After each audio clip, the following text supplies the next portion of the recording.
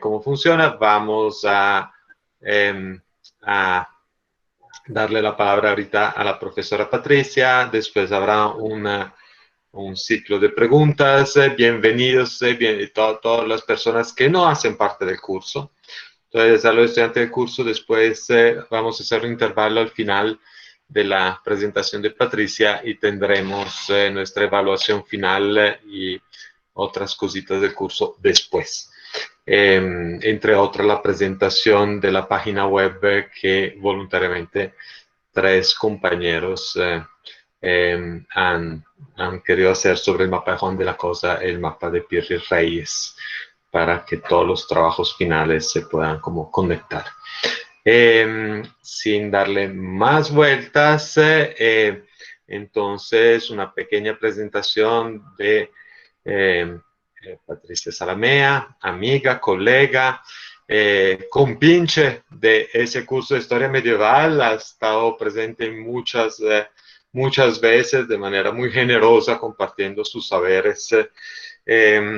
Patricia es decana de la Facultad de Artes y Humanidades desde el 2015 en la Universidad de los Andes.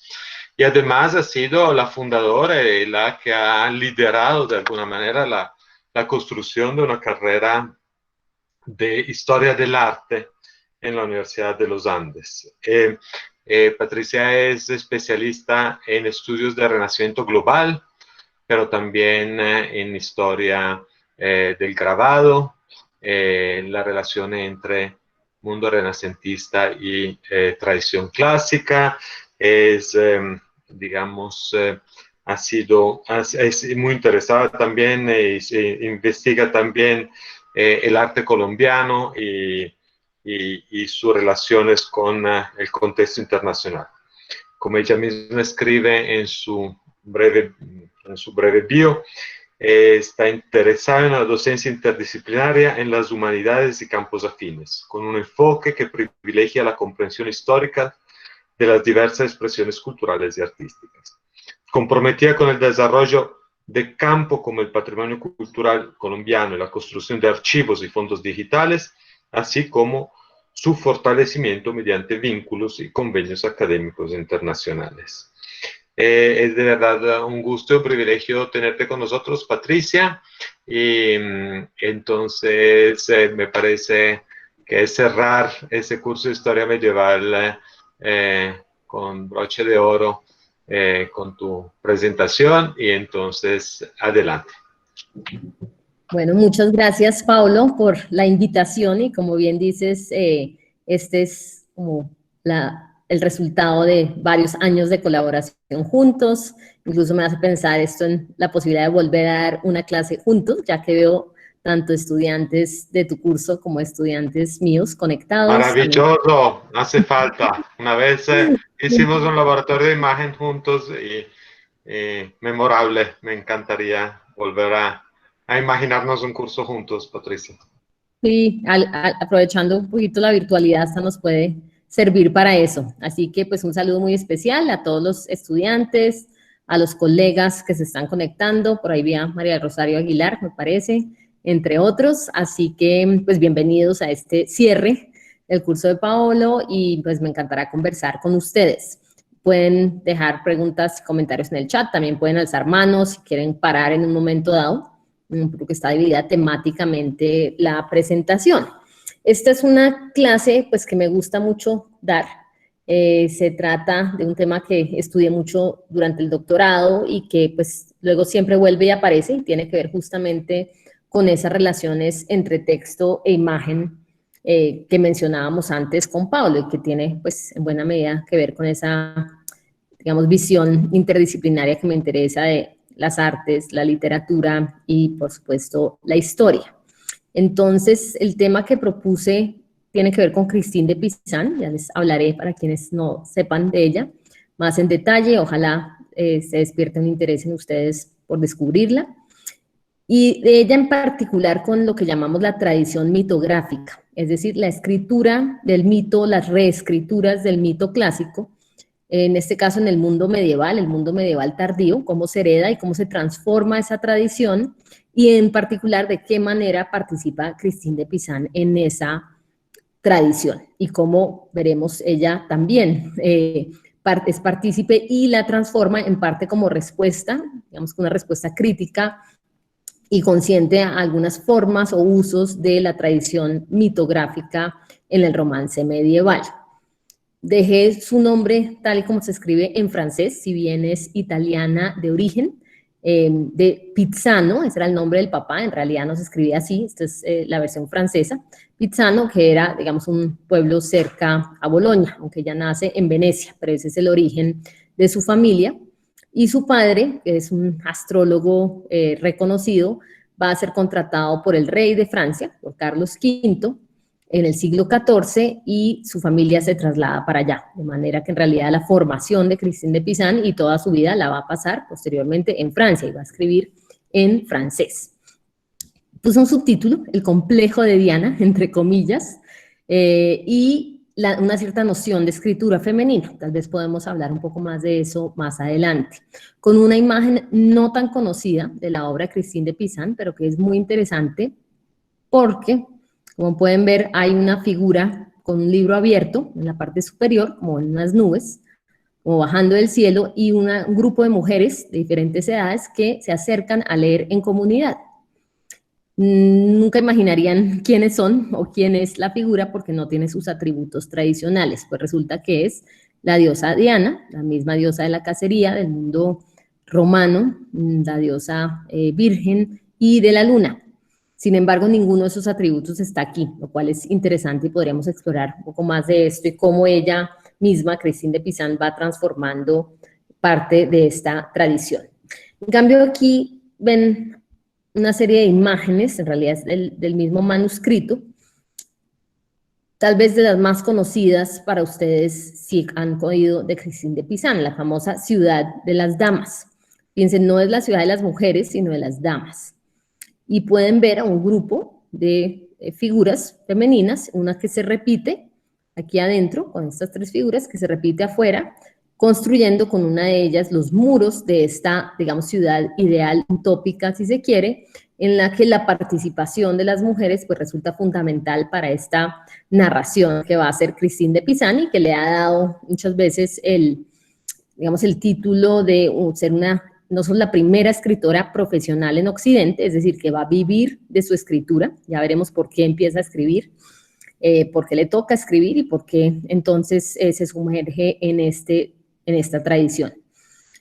Pero por otro lado, no solo es la supervivencia de tener que usar la escritura como forma de vida para sostener a su familia, a sus hijos, a su madre, después de que queda viuda, como veremos, pero además es toda una respuesta a una tradición de ese entonces, forma parte, digamos, o está relacionado con una famosa querella o disputa intelectual en la que ella se va a sumergir con otros poetas de la época, en la que podríamos decir que critica la tradición misógina de la mitología clásica y de sus herederos, es decir, de la tradición mitográfica. Y esto le va a valer entonces el título en las relecturas que se han hecho de ella en los siglos XX y XXI como una escritora protofeminista. No en el feminismo, digamos, en sentido nuestro, pero como los orígenes de esta discusión que finalmente ella va a dar a través de sus propios textos. Así que tiene ese doble título, digamos, como primera mujer profesional escritora en Occidente y también, si se quiere, protofeminista. Ya hablaremos un poco más de todo esto. Estas son sus obras más conocidas, tiene muchas más, también escribió mucha poesía, por ahí empieza, pero estas son sus obras en prosa, básicamente. Y si se dan cuenta, pues realmente su producción se concentra en la primera década del siglo XV.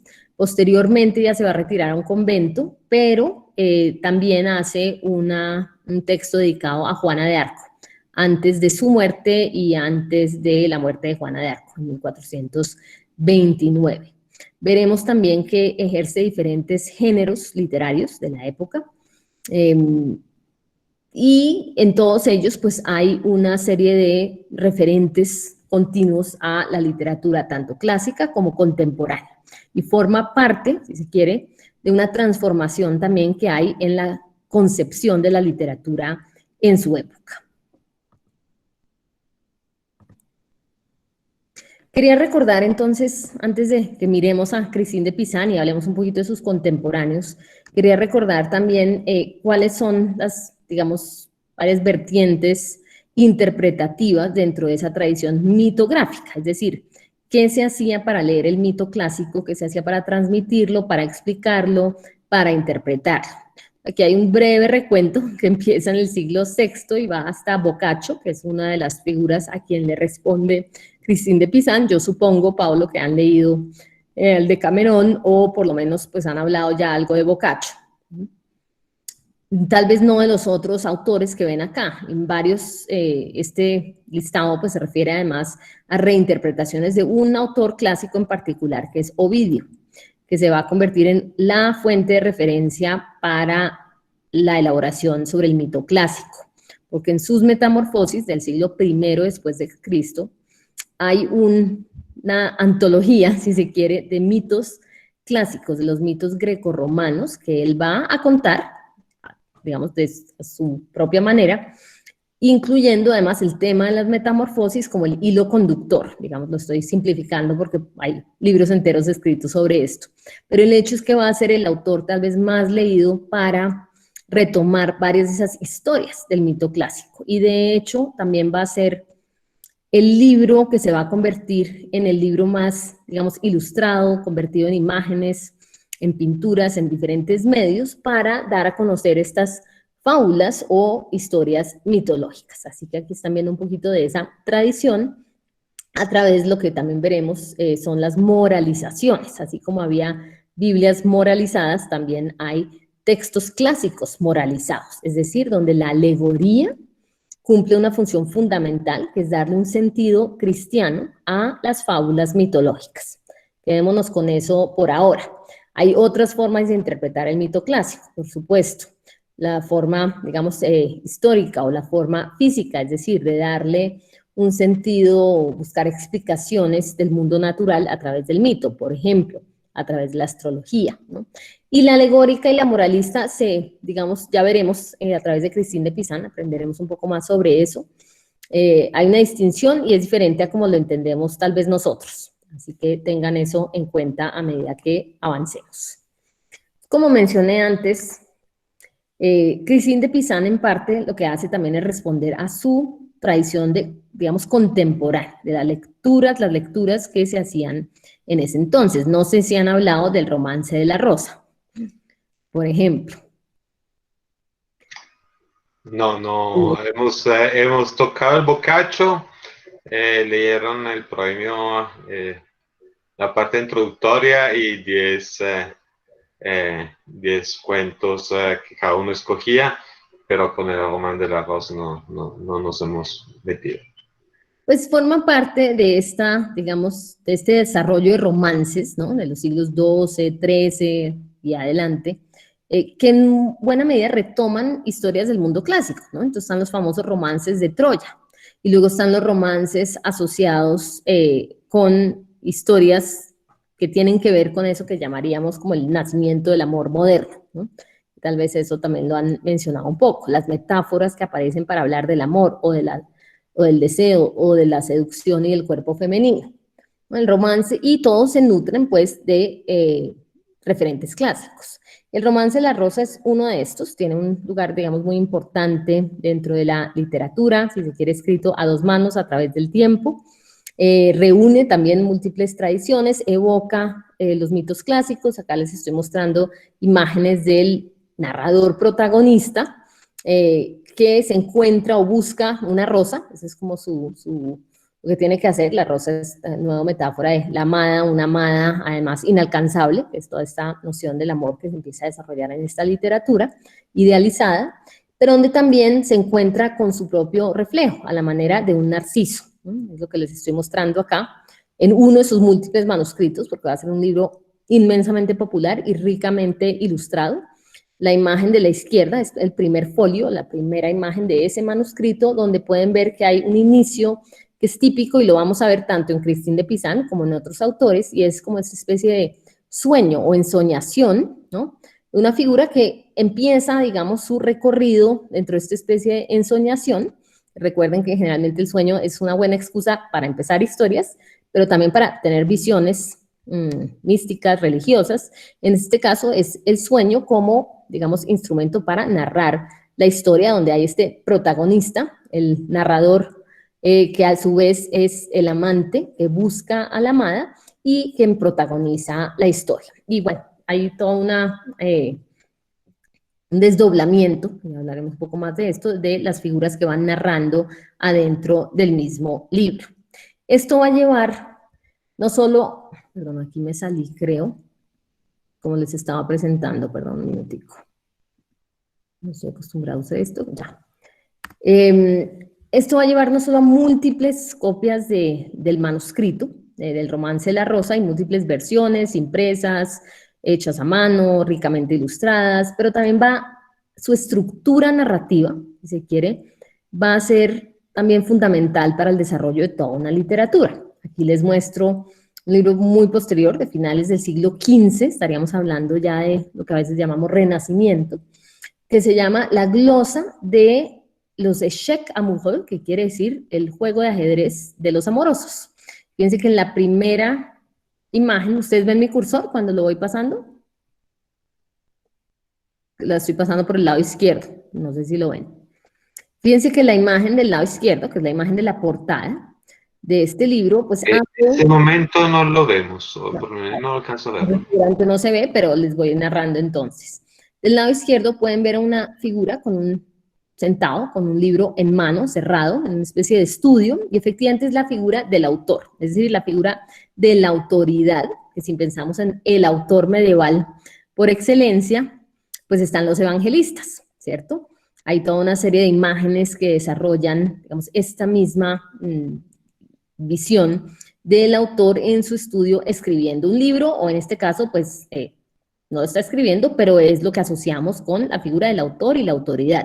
Para esta época, la noción de autor se refería a la autoridad clásica, ¿no? Quienes estaban escribiendo estas figuras podían ser poetas, podían ser compiladores, podían ser editores, pero no necesariamente con la noción de autoría que nosotros tenemos, porque además autor para la época se refería al autor clásico, es decir, la autoridad. En todo caso, aparece digamos, especie de género que es el retrato del autor. Esto es importante porque, de nuevo, quiero que pensemos en la escritura femenina, en el rol que cumple una mujer que hace las veces de poeta, que a su vez dialoga con la tradición de los autores clásicos, como hacen cualquiera de estos otros escritores narradores de la época. Si se dan cuenta, atrás, gracias a la perspectiva, se abre una pequeña especie de ventana y vemos unas figuras que están jugando ajedrez. Una mujer con un niño, pareciera, de espaldas, y otro hombre que mira por encima del hombro de la mujer. Entonces, el ajedrez, pues que se asociaba pues con un juego militar, pero también con el juego del amor, que tiene parte que ver lo que va a empezar a narrarse en esta famosa historia. Esto tiene también una historia muy compleja, y es que en realidad estamos viendo un libro que es la glosa, o sea, la interpretación del poema Los échecs amoureux, que es anterior. Algo parecido pasa en el romance de la Rosa. Tiene dos partes, pero el romance de la Rosa está concebido así. Y hay muchas discusiones de si el segundo autor, en el sentido nuestro, está terminando o complementando el primer libro, o si es una ficción también, si se quiere. Aquí, pues, es simplemente la glosa a los échecs amoureux. A la derecha, simplemente les quiero mostrar una imagen donde vemos a dos figuras masculinas que se acercan a esta especie de jardín encerrado, que va a ser también una de las grandes imágenes medievales que se asocia con el amor imposible, con la virginidad, con la virgen misma o con la dama idealizada. Y en este caso otras figuras que aparecen aquí, y que el jardín, no lo mencioné antes, va a ser también una estructura narrativa fundamental para el romance de la Rosa. De hecho, el protagonista llega a buscar su rosa y se va a encontrar en los muros del jardín toda una serie de éfrasis, es decir, descripciones detalladas de imágenes clásicas, de mitos clásicos que de alguna manera sirven para enseñar, ¿no? A la manera de las moralizaciones. Eso quiere decir, en cierto sentido, la noción de que hay historias morales. Y aquí lo que tenemos es al protagonista, otra vez esta noción del narrador protagonista que narra en primera persona buscando el amor, cosas que nosotros damos por hecho, pero de nuevo era algo novedoso, digamos, desde que aparecen los romances medievales, que están siendo aconsejados. Fíjense que son dos figuras, ¿cierto? Dos figuras acercándose a este mundo de femenino, de mujeres. Si dan cuenta, dentro, cada una tiene atributos distintos. La que está al lado del árbol está desnuda y tiene un espejo. Las otras no las alcanzamos a ver, pero una está sentada, la otra está parada. Y en la entrada hay otra figura que les, digamos, de alguna manera les permite o no les permite la entrada. Esto tiene que ver con algo central de este libro y es la noción de que hay una escogencia que tiene que hacer el protagonista. Ya veremos otros ejemplos de esa tradición. Está en suerte encrucijada, va a tener que escoger entre tres mujeres. Eso de pronto les parece familiar.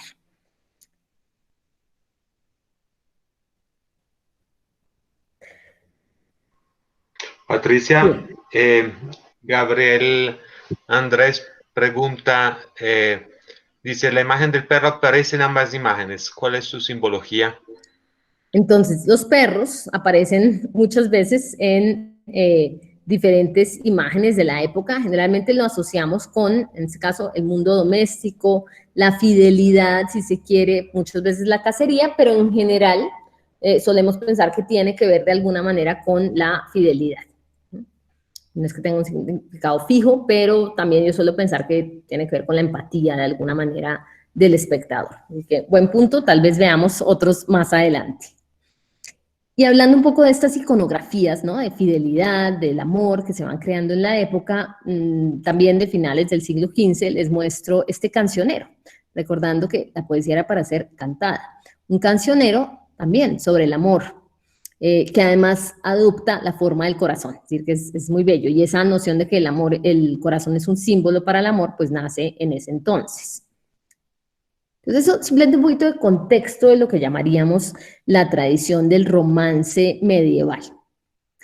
Ahora les quiero mostrar algunas imágenes relacionadas con la tradición ovidiana que mencioné anteriormente.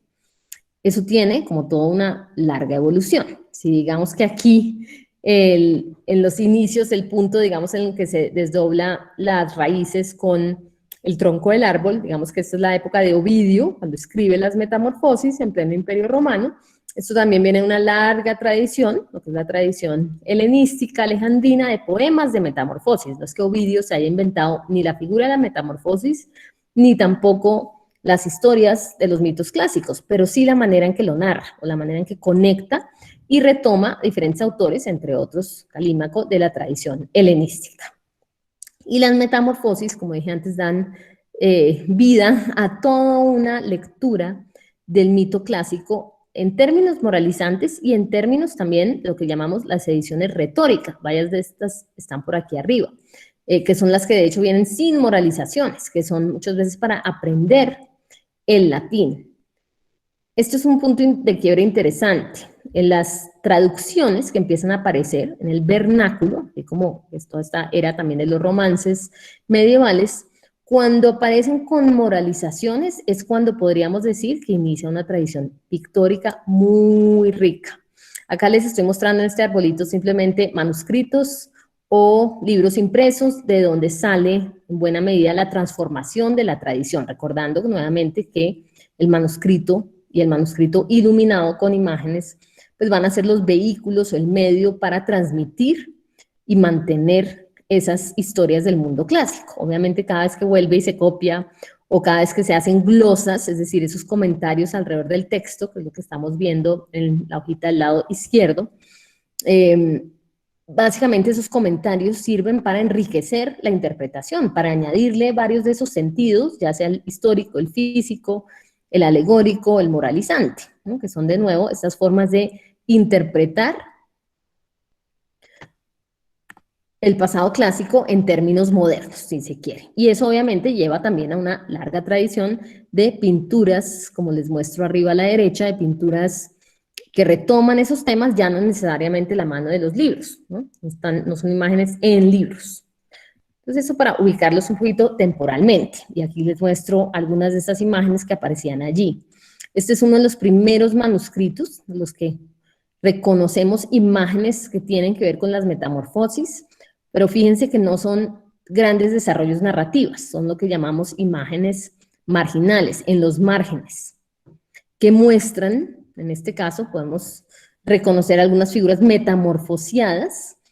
Si han leído las Metamorfosis, tal vez reconocerían a Argos, el guardián de los 1000 ojos, que aparece en la parte superior derecha. A la izquierda, en el centro, aparece Io, convertida en vaquita, y en ese mapa pues les estoy mostrando zonas del Imperio Normando, que es cuando, digamos, empiezan a circular y a trasladar estas historias de sur a norte y también de norte a sur. No voy a entrar en todo el detalle de eso, pero es para mostrarles de dónde viene, de nuevo, la forma en que se mantiene el conocimiento de los clásicos. Aquí llegamos a un manuscrito propiamente dicho de lo que se llama el Ovidio moralizado. Es una traducción, si se quiere, al francés, pero expandida en verso. Es uno de los poemas más largos en francés. Y lo que ustedes están viendo acá, que es también muy interesante comprender estas hojas, en el centro las dos columnas son el texto ovidiano de las Metamorfosis, aunque de nuevamente traducido en verso y ampliado, ¿no? Ampliado me refiero que tal vez lo que era un verso en Ovidio se pueden convertir en 10, porque los escritores van añadiendo aspectos, más detalles, enriqueciendo la historia. Ahora, todo lo que ven alrededor, los textos más chiquitos, son las glosas, son comentarios, a veces puestos a posteriori o ya en las ediciones, por ejemplo, impresas, que alcanzaron a ver antes, ya eso viene integrado, es decir, se convierte en parte de la tradición, y en esas glosas generalmente están las explicaciones alegóricas, el sentido cristiano que se le da a estas fábulas mitológicas. En las imágenes superiores alcanzan a ver, aunque no son de nuevo, no son narrativas, pero alcanzan a ver que hay figuras mitad humanas, mitad animales. De pronto Aracne, la famosa araña, que originalmente es pues, una mujer que desafía a la diosa Minerva en un concurso de narrar historias justamente, pero usando un telar. Y su castigo por desafiar a la diosa va a ser convertirla en arañita. Así que ahí hay varias de esas referentes a justamente las metamorfosis. Hay quienes se preguntan también, bueno, ¿cuál es el sentido de conservar estas historias? Si uno les va a dar un sentido cristiano, alegórico, ¿para qué hacerlo? Es algo que de pronto quiero que piensen en eso a medida que voy mostrándoles otras imágenes. Pueden guardarlo para después o también comentarlo en el chat. Es decir, si de todas maneras le voy a dar un sentido bíblico, ¿para qué tomarme el tiempo de seguir contando las historias mitológicas? ¿Y para qué hago todas estos intentos de interpretación? ¿Cuál es la fascinación con todo eso? Y aquí les muestro otros folios, digamos que otras hojas de ese mismo vídeo moralizado para que vean cómo se desarrolla. Siguen sus dos columnas, a los lados las glosas, obviamente no tantas como en la primera página, y unas imágenes que si quieren puntúan el texto. Comienzan o terminan historias. Hay algunas que ustedes podrían reconocer y eventualmente incluso confundir. En la segunda hoja pueden ver una imagen en la parte de abajo, aparece la creación del mundo. Fíjense que ya hay unas iconografías, es decir, parte de este imaginario visual que ya cargamos con nosotros. Y efectivamente hay varias imágenes aquí que a simple vista podrían parecer imágenes sacadas de la Biblia o de las imágenes que circulaban en la época con textos bíblicos. Pero de repente hay otras que no. La tercera hojita se refiere a una de las, digamos, historias tempranas en las Metamorfosis, la historia de Deucalión y Pirra, que van a sobrevivir un diluvio y siguiendo unas indicaciones de un oráculo van a tirar unas piedras hacia atrás y ahí nace nuevamente la raza humana. Ahí están viendo justamente esa escena magnífica de Metamorfosis. Obviamente el diluvio nos puede llevar también a unas asociaciones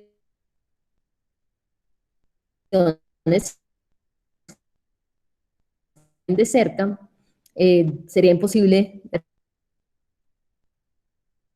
reconocerlos. Más adelante veremos otros Apolos y Dafne. Piensen también un poquito en eso, en lo que tiene que enfrentar el artista, que tiene que ilustrar o darle forma a estas imágenes literarias, pero transformadas en imágenes físicas. Aquí estamos viendo otra versión del Ovidio moralizado, que antes mencioné que es en verso, pues esta es la versión en prosa, pero que se basa en el Ovidio moralizado, digamos que en verso. Y esta es la portada, donde encontramos del lado derecho, también seguramente lo reconocen inmediatamente, imágenes de la creación, que podrían ser, nuevamente, la creación pues bíblica. Y a la izquierda, la portada con el retrato de autor. Ya hemos mencionado que el retrato de autor se desarrolla en la Edad Media, se asocia generalmente o con los evangelistas o los padres de la iglesia, o los autores clásicos. Se supone que este es un autor, retrato de autor, que es Ovidio, que fíjense, tiene algo curioso, y es que tiene ese como huevo en la mano, parece un huevo de avestruz. Efectivamente lo es, porque había también una tradición medieval sobre los orígenes del nombre Ovidio y lo asociaban con la idea de un huevito. De ahí que algo que parece gratuito, pues se convierte en una tradición. Bueno, teniendo todo esto en mente, antes de hablar de Christine de Pizan, también quería hablarles de uno de sus, digamos, no es contemporáneo, es un poco mayor que ella, es la generación anterior, pero ciertamente no solo el poeta más famoso en Francia para la época, sino uno al que ella va muy seguramente a admirar, va a ser uno de sus referentes. Y también va a usar estrategias similares e innovadoras como las que hacía Guillaume de Machaut. También, tal vez ustedes lo conocen por cuestiones de música, ¿no? Acá un poquito de contexto. Uno de sus contemporáneos, también otro escritor muy conocido, que además le va a dedicar un libro de poemas, de baladas, digamos que en honor a Machaut, lo va a llamar el primer poeta y lo va a comparar pues implícitamente con Ovidio. Eso que de nuevo nosotros damos por hecho para la época, pues sería, digamos que muy osado, comparar a un autor contemporáneo con lo que es el verdadero sentido del autor clásico. ¿Qué distingue a Machaut y por qué es importante? Entre otras cosas porque esta es la época, si se quiere, en la que empieza a aparecer una cierta noción de autoría, digamos que más similar a la nuestra. Por ejemplo, él era muy conocido, al igual que Christine de Pizan, por participar en la hechura misma de sus ediciones. Se dedica a supervisar, a hacer compilaciones de su propia obra. Recuerden que estamos hablando de textos manuscritos. Cada manuscrito es un objeto único para un mecenas distinto o quien le compre la obra a ese autor, ¿no? Entonces, por eso hay que hacer múltiples copias. Lo que no era tan común era que esa figura, el poeta, supervisara la edición, ¿no? Que para nosotros pues puede parecer obvio. No lo era, y tampoco lo era la idea de crear compilaciones, ¿no? Como crear la idea de una obra completa de sus varios escritos. Y en cierto sentido es uno de los que más va a desarrollar una nueva, llamémosla, identidad poética, que es, por una parte, celebrar el proceso creativo, eso es bien interesante, si hay una especie de conciencia de la escritura misma, eso ya está en el Romance de la Rosa, en particular, pero también la representación de sí mismo como escritor y como compositor profesional. Recuerden que antes mencioné el compositor de música, que también es lo mismo que la poesía. Y por otro lado, hay una forma muy particular del uso del yo. Ahí les pongo un autor que les recomiendo, que ha analizado esto mucho en Guillaume de Machaut, en donde el yo hace mucha referencia a su propia experiencia, ¿no? Su experiencia como poeta, como amante, que es finalmente el tema que va a guiar muchos de sus escritos, es decir, la búsqueda del amor. Y va a haber, digamos que también esta noción de que está narrando la experiencia de otro en primera persona, donde además va a haber continuamente un desdoblamiento entre el narrador amante, ¿no? El que busca el amor dentro del texto, y el narrador protagonista, que es consciente de esa experiencia. Así que es una muy rica en términos de estas innovaciones en la poesía. Abajo les puse pues algunas de las caracterizaciones modernas que se hacen de su escritura y de su música. Recuerden que es también cuando se está desarrollando la polifonía y se entiende como esta forma nueva de arte, ¿no? Ars nova. Incluye referencias autobiográficas, ¿no? De nuevo, dentro de sus diálogos con la poesía clásica, cosa que también va a ser de Christine de Pizan. Y, de nuevo, no solo está narrando el amor, sino que entiende que la escritura misma es un acto creativo y que en ese sentido hay una conexión muy especial con la narración del amor. Tengan eso en mente. Y algunas imágenes rápidamente, tal vez una de las más famosas, si han visto alguna asociada con Machaut, pues son estas, forman parte de un prólogo de una de sus obras compiladas, donde de nuevo encontramos la figura, al lado izquierdo, la figura típica como del autor clásico, metido en su estudio, esa especie de visión de adentro y afuera al mismo tiempo, un magnífico especie de jardín o paraíso perdido en ambos casos, y unas figuras que se acercan para presentar a otras figuras, como unas figuras alegóricas o más bien personificaciones que aparecen aquí y que dialogan con este autor. En parte tienen que ver con la naturaleza y otras. ¿Siguen viendo la presentación? ¿Sí? Bueno, es que algo raro hice. Algunas otras... Bien, bien. ¿Sí? Bien. Algunas otras imágenes de otros manuscritos, pueden ver acá los números, muchos de ellos están, ven, quiere decir Biblioteca Nacional de Francia, FR se refiere a que es en francés, el número, el folio, donde vemos de nuevo no solo la figura del autor, sino escribiendo y usando los instrumentos de la época para esa escritura del libro manuscrito, o aquí escribiendo la música misma. Y hay muchas de estas imágenes del autor en el proceso mismo de escritura o de narración de historias o de entrega, ¿no?, de este gran rollo, entregándolo a otra figura. Es decir, eso es una constante en Machaut.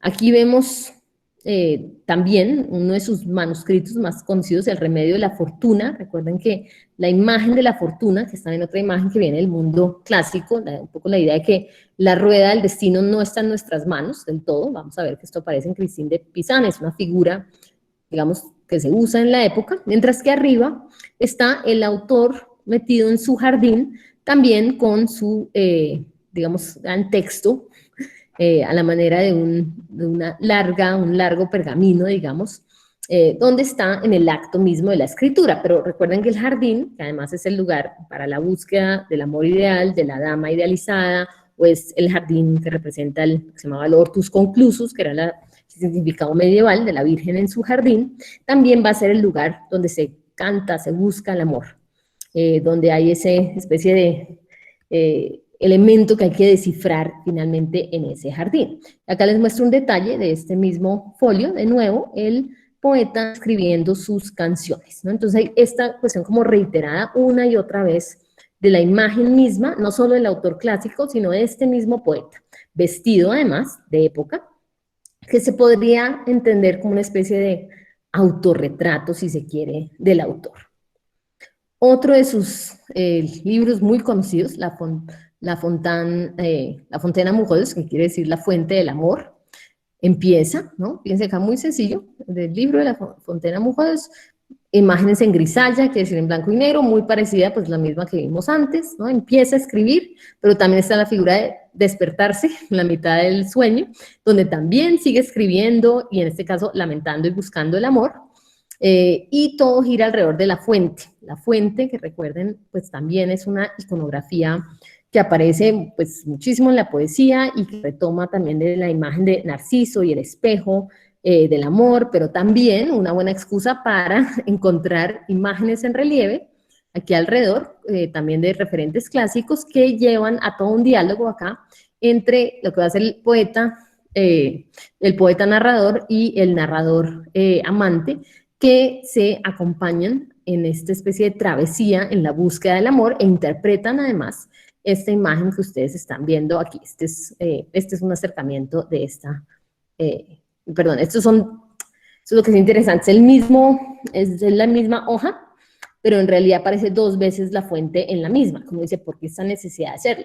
Porque es reiterativa, una y otra vez. Y acá les muestro varias imágenes de ese mismo manuscrito, donde además vemos al poeta narrador, que también es el narrador amante, aquí juntos, reclinados, durmiendo al lado de la fuente. Piensen que las fuentes también son inspiración, en la época la inspiración del poeta, ya hablaremos un poco más de eso, Otras iconografías que vamos a encontrar, antes la insinué, esta es como una especie de figura de Paris también, del mundo del mito clásico, teniendo que escoger entre las tres diosas, fíjense acá con su perrito, teniendo que escoger entre las tres diosas, que si recuerdan bien, una de ellas es Venus Afrodita, y eso pues va a tener unas consecuencias muy particulares. Pero de resto, fíjense que siempre está alrededor de la fuente, en diálogo, durmiendo, y esa va a ser prácticamente que la gran protagonista. Acá la ven de nuevo en detalle.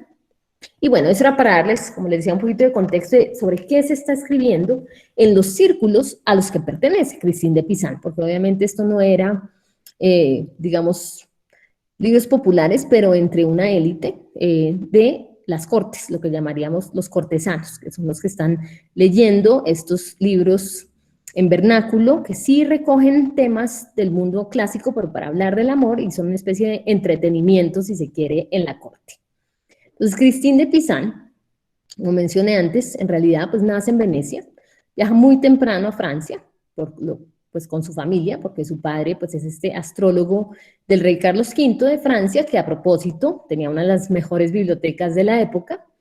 Y como mencioné antes, ella se convierte, si se quiere, en la primera escritora profesional de Occidente, en el sentido que se gana la vida escribiendo y lo hace por necesidad. Muere su esposo en 1390, que también era una figura, digamos, que pertenecía a este mundo como de la burocracia cortesana, es un notario, muere y ella tiene que sostener a sus tres hijos y a su madre, porque además su padre también ya había muerto, ¿no? Es una mujer que se ve enfrentada a tener que hacer esto en un contexto, digamos, que le había dado, si se quiere, no la formación profesional que tendrían varios de estos poetas o notarios o abogados o astrólogos, pero sí tenía la suficiente cercanía para haber seguramente desarrollado un conocimiento muy ávido de los autores clásicos. Y esto es interesante porque una de sus grandes defensas va a ser el acceso de las mujeres a la educación.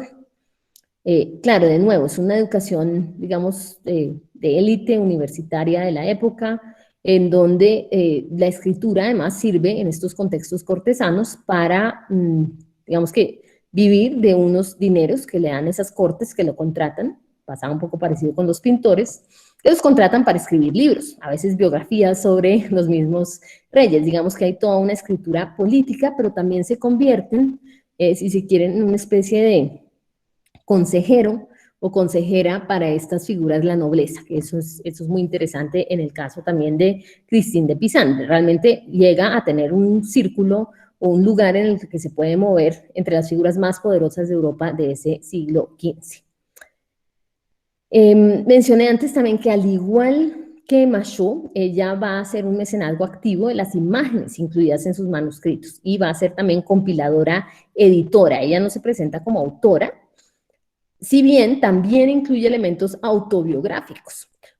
Ojo, no vamos a decir que son una autobiografía, pero que sí contiene elementos que tienen que ver con su propia experiencia como escritora. Y la alegoría, y ya la veremos un poco más en detalle, pues es un elemento fundamental para su escritura. Fíjense que antes les he mostrado imágenes de autores hombres. La primera vez que vemos a una mujer ejerciendo este papel, en ese mismo tipo de estudio que vemos como adentro y afuera al tiempo, en el acto también de escribir, ¿no? En esta especie de encierro, concentración, pero claramente una figura femenina. Otra vez aparece el perrito que mencionaron antes, y esto forma parte de, digamos que su obra compilada maestra. Esta es la edición que ella organiza, ya con todos sus escritos más conocidos, esto ya es de 1410 en adelante, hecho para la reina de Francia. Es decir, esto ya es como la mecenas, digamos, más poderosa y significativa para ella en la época. Entonces, esto quiere decir que es un libro de gran calidad también, ¿no? En la factura, en el costo, en el uso de los pigmentos. Hemos visto y vamos a ver otros manuscritos con, por ejemplo, imágenes en blanco y negro, sin tanto color. Simplemente dos detalles de imágenes sobre las que volveremos. A la derecha, otra vez, ella ejerciendo, digamos, digo ella, como figura, esta especie de autorretrato, de nuevo, pero es un autorretrato de la figura del compositor o autor, Pero lo que es muy curioso para la época es ver una mujer en esa postura. Se preguntarán por estos, es cierto que no en mi mouse, pero se preguntarán por la moda de lo que tienen en la cabeza, pues era la moda. Se hacían unas especies de trenzas como en cuernito, y entonces colgaban, digamos, estas telas, era algo pues muy elaborado, y pueden ver en la imagen de la izquierda, que es la misma figura, vestida como un vestido azul, relativamente sencillo. Recuerden que el azul es el color asociado con la Virgen en la época, relativamente sencillo comparado con las otras mujeres. Que las otras mujeres que además están sentadas, ella está desarrodillada, las demás están sentadas con unos vestidos con muchos más telas, se ve que hay como una, digamos, una cantidad de pliegues que se van recogiendo. Incluso la mujer que está sentada, la principal de rojo, tiene, si se dan cuenta, se alcanza a ver por debajo de la tela. Eso es tela, pues en realidad es piel de armiño. Se requieren muchos armiños para lograr tener una tela así, y esto pues muestra de nuevo que esto es súper costoso, digamos. Y detrás alcanzan a ver también el detalle de la flor de lis, es decir, símbolo de la realeza francesa. Esa es la imagen de lo que se llama la presentación del libro que hace Christine de Pizan como autora, digamos, aunque de nuevo ella no usa el nombre, ella escribe a sí misma como compiladora editora, que le entrega en ese momento a la reina de Francia. Es decir, estamos viendo exactamente este libro que les acabo de mostrar, este mismo, acá lo alcanzan a ver como libro objeto abierto, eso mismo le está entregando ella acá a la reina. Y por otro lado, pues esta es una imagen simplemente, como les digo, curiosa, porque generalmente se invierten o se muestran los roles como invertidos, de lo que generalmente esperaríamos ver. Otras imágenes de esto mismo, estos se llaman escenas de presentación, de nuevo, que era común en la época, cuando empiezan a aparecer nuestras figuras del poeta consciente de su propia escritura, que entrega su obra compilada a un mecenas. En la izquierda es al duque de Berry, si no estoy mal, ella misma entregándolo de nuevo arrodillada. Y a la derecha ya vemos la imagen completa del detalle que les mostré antes, de ella entregándole a la reina Isabel de Bavaria, en su espacio de la corte, ¿no? De la corte de las mujeres de la reina de Francia. Otra vez los perritos aquí en el cuarto que pueden darse cuenta de nuevo si efectivamente tiene que ver, si quiere, con ese mundo doméstico y de fidelidad. Bueno, este es el círculo entonces en el que se mueve Christine de Pizan. Recuerden, Carlos V es para quien va a trabajar su padre. Ella va a trabajar tanto escribiendo una biografía de Carlos V encargada por Carlos VI, y sobre todo con Isabel de Valois, la esposa de Carlos VI. También en un momento va a trabajar para el duque de Berry y para estas figuras, los duques de Borgoña, que se dan cuenta, pues todos son hermanos, ¿no? Y esta es la línea de los reyes de Francia, es decir, de nuevo, en un mundo, pues, digamos, que le va a permitir realmente tener acceso a una cantidad de fuentes y de conocimientos, finalmente, que no habría podido tener de otra forma. Bueno, aquí les muestro una de sus obras tempranas, que se llama La mutación de la fortuna. Recuerden que también Machaut había escrito sobre esto. Desafortunadamente tengo el texto en inglés, no lo tengo en traducción al español, pero es muy interesante y quiero irlo leyendo con ustedes. A la derecha vemos dos imágenes de manuscritos distintos, donde es la figura de esa Christine, llamémosla Christine narradora, ¿no? Christine narradora que contempla las historias en el Castillo de la Fortuna. Fíjense lo que es muy interesante, está narrado en primera persona, pero hay que asumir que esa es la narradora, es decir, esto no es la biografía en el sentido estricto de Christine de Pizan. Sin embargo, la narradora se llama Christine, ¿no? Entonces, hay como unas ambigüedades ahí muy interesantes. Y aquí hay estos elementos autobiográficos que entra, digamos, dentro de una narrativa mucho más expandida para hablar de la fortuna, ¿no? Que nuevamente es uno de estos temas que se asocian con el amor continuamente, ¿no? O con la vida y sus complejidades. Entonces empieza diciendo, todo esto me pasó realmente. Tenía 25 años o casi. No fue un sueño cuando ocurrió. Es de la figura del sueño que siempre está entre estas narraciones. No es necesario evocar lo absurdo cuando alguien ha visto lo que yo he visto. Estas maravillas que realmente han sido, que no vemos todos los días por las formas, digamos, de la fortuna, que es capaz de esconder sus mutaciones, esas situaciones de decepción.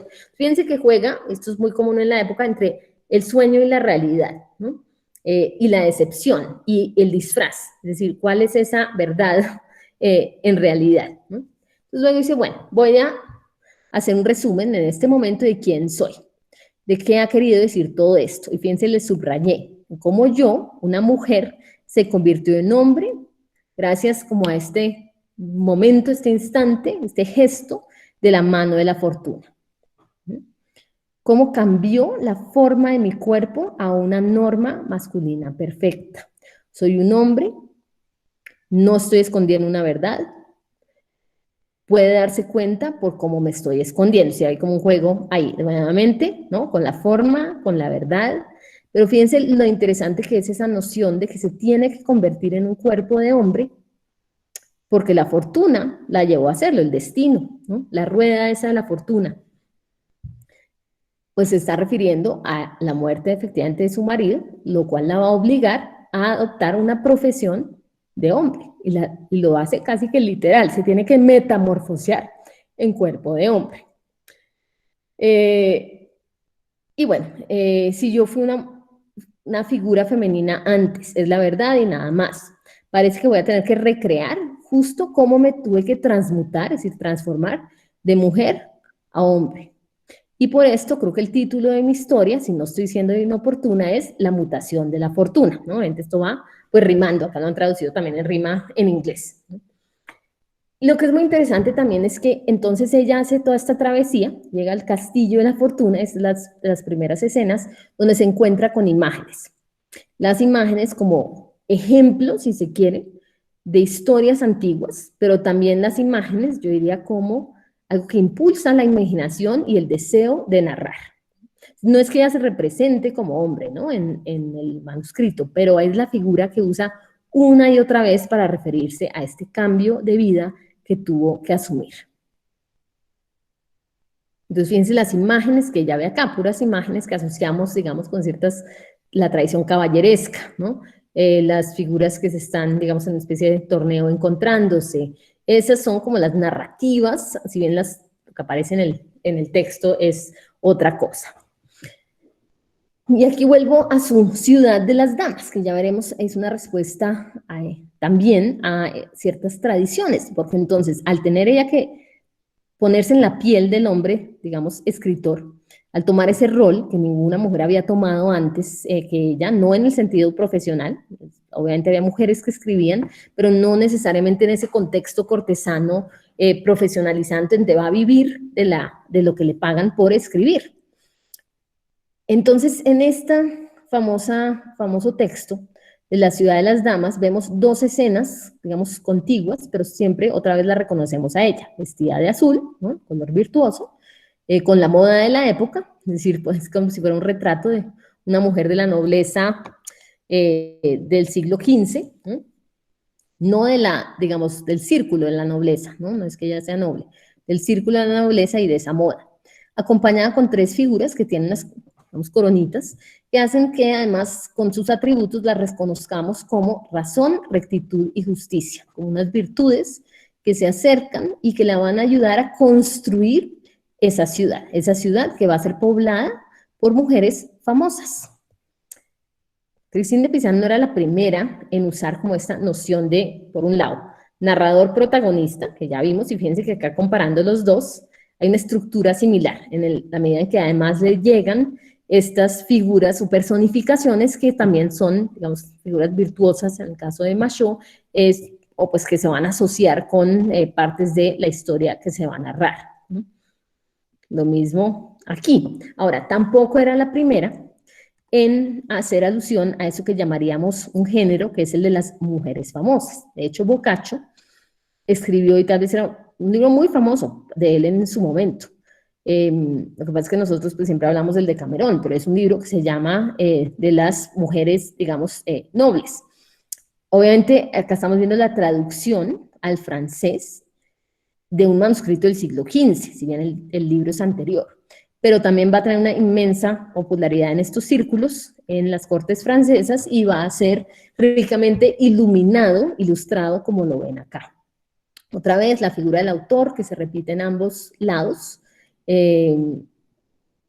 y también imágenes de la presentación del libro, del lado izquierdo superior, y luego una serie de narraciones con figuras femeninas. Ahora, Christine de Pizan en parte lo que está haciendo es respondiendo a lo que ella, y eso se ve en la disputa de la querella o en la disputa sobre el libro o el romance de la Rosa y sus herederos, ella va a transformar la manera en que se narran las historias de estas mujeres, ¿no? Donde la narrativa generalmente se asocia con que son las mujeres las que llevan, digamos, a un cierto desenlace, a veces justamente por ciertas nociones sobre la seducción o sus vicios, y digamos que ella de alguna forma está respondiendo a Boccaccio diciendo yo voy a hacer otra versión de la historia de mujeres. Acá les estoy mostrando todavía algunas imágenes de los manuscritos de Boccaccio que circulaban en su época. Pueden ver que visualmente son el mismo estilo, se parecen a los que hemos visto ya, y vamos a ver más de Christine de Pizan. Y si uno hiciera, digamos que un estudio muy minucioso, podría ver también que las imágenes que responden a los textos, ahora, Boccaccio aquí no está interfiriendo en el texto y la imagen, ¿no? Como si hace Christine de Pizan, porque otra vez no son contemporáneos. Pero podríamos decir que las imágenes responden de alguna manera al texto, y realmente cuando uno mira las que hay en Christine de Pizan son muy distintas. Ahora, esta tradición, otra vez, no solo de ciclos de mujeres famosas, pues se vuelve también a unos ciclos de hombres famosos. Acá les estoy mostrando simplemente un ejemplo, porque había muchos, una reconstrucción de cómo se veían estas series, que podían ser pinturas en espacios, ya les muestro otro ejemplo también, no solo en libros. Esta es una serie muy famosa que, fíjense, yuxtapone hombres del mundo antiguo, filósofos, Cicerón, Séneca, escritores Virgilio, figuras bíblicas, Moisés, Salomón, Santo Tomás de Aquino, y así sucesivamente, es decir, figuras que representan, por decirlo así, la autoridad y el conocimiento en diferentes épocas, ¿no? Es como un recuento histórico, ¿no? Que pone en paralelo hombres de diferentes periodos históricos, hasta llegar a figuras contemporáneas, ¿no? Es una manera de poner en juego, digamos, esa relación. También los había, nuevamente, ciclos no solo de hombres, sino de mujeres famosas. Y este es uno también muy conocido, de Andrea del Castaño, una serie de frescos en una villa, digamos, en la Toscana, donde vemos esto mismo, pero figuras de cuerpo entero. Simplemente para decir, existe una tradición de esto. Pero lo que hace Christine de Pizan es diferente. Y ahora me voy a concentrar en dos de sus libros, porque son apuestas muy, digamos, de alguna manera distintas, en la medida en que son respuestas a la tradición clásica, a la mitografía, pero ella casi se inventa sus propias versiones. Entonces, este es un libro, se llama La Epístola, la carta de Otea a Héctor, el príncipe troyano, ¿no? Porque además, no sé si esto lo han estudiado, muchas de estas casas de la nobleza europea trazaban su linaje a Troya. Ya había manuscritos, libros enteros, series de tapices enteras que contaban, gracias a los romances de Troya, ¿no?, la huida de Troya de varios de sus, digamos, héroes que van a ser los fundadores genealógicos de Roma en adelante, de varias de estas familias. Entonces hay todo un referente ya en la escogencia misma de Héctor, como, si se quiere, espejo o imagen, reflejo o modelo de comportamiento para los príncipes de su época. Y Otea, que en realidad es Otea, porque se pronuncia en francés, Otea, es una diosa que ella se inventa, una especie de diosa de la sabiduría, una especie de Minerva, pero otra versión. Y pueden ver que ambas imágenes son la misma escena, pero contada de formas distintas, son manuscritos distintos. El de la derecha es el famoso libro de la reina, que es el que ella va a compilar para Isabela de Bavaria, que les mostré antes que ella estaba entregándole el libro a la reina. Pero aquí parece una escena de presentación, pero es el mundo al revés. Es una señora que sale del cielo, entonces es una imagen de una nubecita, y le entrega una cartica, del lado izquierdo le entrega un libro, pero en el de la derecha le entrega una cartica a ese príncipe arrodillado. Como sabemos que es un príncipe, tiene la flor de lis. hay otras figuras mayores, ¿no? Detrás, bien separadas. Es decir, es como si la diosa a la sabiduría hubiera llegado a entregarle su carta físicamente, que es además el texto que vamos a leer de Christine de Pizan, llega a entregarle su carta, que además tiene ese sellito rojo, que es como si fuera un sellito de cera, ¿no? Como venían en la época. Entonces, fíjense lo interesante que es también ver todos esos referentes a la moda del siglo XV, incluso las prácticas mismas de la escritura, de la entrega de la carta, pero dentro de esta historia imaginada, ¿no? De esta diosa de la sabiduría que escribe esta carta y que va a ser el hilo conductor de esta historia de Christine de Pizan. La imagen del lado izquierdo es muy posterior. Esta sí no es producida en vida de Christine de Pizan, es para mostrarles que esto tiene, digamos que, varias copias que se van haciendo y obviamente el estilo de la ilustración va cambiando, pero el sentido, si se quiere, esta especie de espejo para príncipes, yo diría que forma parte de ese género, que de nuevo es como una literatura didáctica que le sirve de modelo al lector y que va dirigida a la nobleza. En ese sentido, además, desde que ella está haciendo una reflexión política a partir de los clásicos para dar ejemplo y dar consejo sobre el comportamiento. ¿Qué pasa en la Epitr o Tea? Recuerden que antes, cuando les mostré el Ovidio moralizado, vimos que los textos están en 2 columnas, puntuados por imágenes. Acá pasa algo similar, porque la imagen toma un papel más preponderante. Fíjense que hay partes en rojo, como los titulitos o subtítulos, si se quiere, y en realidad se alcanzan a ver de repente palabras como alegoría, moral, la glosa, es decir, ella lo que acaba de hacer acá, es muy interesante, es que retoma historias o fábulas mitológicas, vuelve y las cuenta, pero como si ya fuera todo ese libro o esas tradiciones con glosas, pero como que ya la glosa se convierte en el texto central. Entonces, cada fábula, cada una se titula fábula. O sea, primero hay como una pequeña descripción con su imagen, luego fábula, que cuenta como el primer nivel interpretativo, descriptivo, luego está la alegoría, es decir, el sentido cristiano, y luego la moral, es decir, cuál es como el sentido, ¿no?, que le vamos a sacar a esto para como el comportamiento, en este caso, de los príncipes que están leyendo esto. Y fíjense el uso didáctico de la imagen y saber que ella está involucrada en la producción y la hechura de estas imágenes. La del centro, que tal vez la reconocen, está también, la del centro a la derecha, es la historia de Aracne, por ejemplo, que la habían mencionado antes. Y así hay varias otras. La de la derecha, más a la derecha, está Paris haciendo su escogencia de las 3 diosas. No tienen, digamos, que las imágenes no son hechas con un sentido arqueológico de querer reconstruir como el espíritu del mundo antiguo. No, más bien están vestidos de forma relativamente contemporáneas, que también es interesante porque uno podría pensar que quien las lee se ve reflejado en ellas.